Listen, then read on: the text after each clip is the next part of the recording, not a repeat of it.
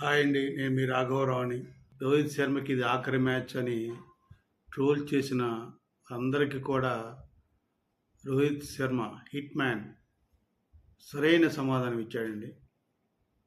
ఆయన లార్డ్స్ మైదానంలో తొలి వన్డే సాధించిన తొలి భారతీయుడు హిట్ మ్యాన్ రోహిత్ శర్మ అండి.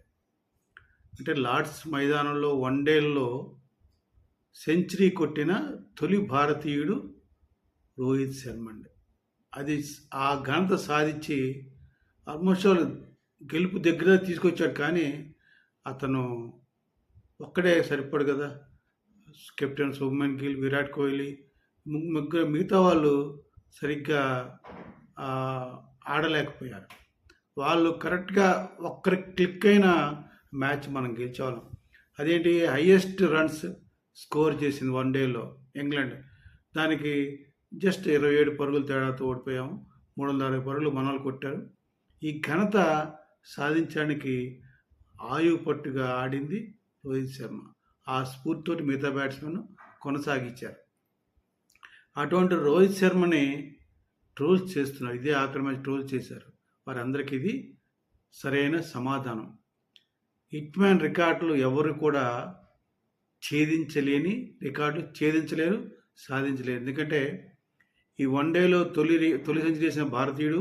ఇప్పుడు అలాగే ఏ దేశస్తుడైనా, అటు పాకిస్తాన్ కావచ్చు, వెస్టిండీస్ కావచ్చు, ఆస్ట్రేలియా కావచ్చు, న్యూజిలాండ్ కావచ్చు, బంగ్లాదేశ్ కావచ్చు, సౌత్ ఆఫ్రికా కావచ్చు, ఈ ఆటగాళ్ళు ఎవ్వరు కూడా ఇంగ్లాండ్లో 8 సెంచరీలు చేసి సాధించిన ఘనత ఒక్క రోహిత్ శర్మదేనండి. ఆ రికార్డు కూడా రోహిత్ శర్మకే దక్కింది. ఎందుకు చెప్తున్నా అంటే, ఇటువంటి ఘనత సాధించాలంటే చాలామంది తమ స్వార్థం కోసం ఆడతారు. కానీ నేను అభిమానించే రోహిత్ శర్మ అలాగా ఆడండి. ఆయన రికార్డులతో పడలేదు. ఆయనకి దేశం ముఖ్యం, ఆట గెలవాలి, నా టీం గెలవాలి, నా దేశం గెలవాలని ఆడే వ్యక్తి రోహిత్ శర్మ అండి. సెంచరీలప్పుడు డిఫెన్స్ ఆడుతూ బాల్స్ వేస్ట్ చేయడండి. హాఫ్ సెంచరీ అప్పుడు డిఫెన్స్ బాల్స్ వేస్ట్ చేయండి.